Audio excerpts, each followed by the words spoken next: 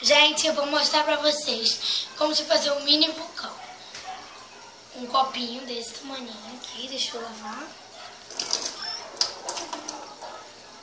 Copinho de vinagre, sabão, bicarbonato de sódio, que você encontra em qualquer mercado, e corante. Se não tiver corante, tanto faz. Você vai pegar ele. Calma aí. Vou botar uma colher e meia.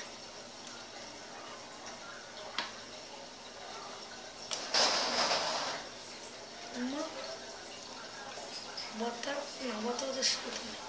Tá falando o que, Zé? De novo? E sabão. Sabão é só uma colher. Não vai aí, gente!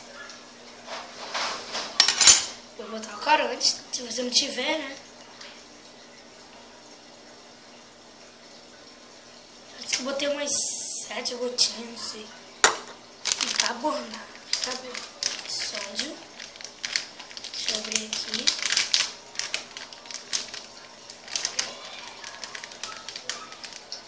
Aí.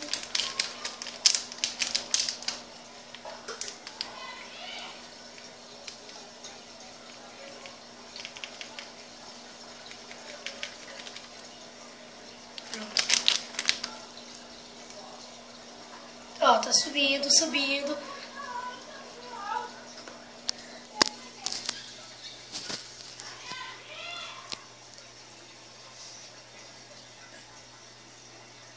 Pra ir mais rápido, você vai...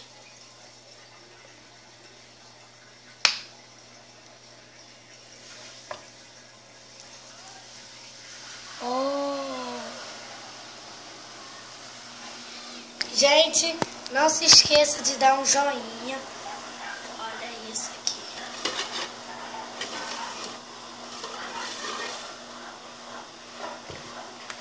E se inscreva-se no meu canal.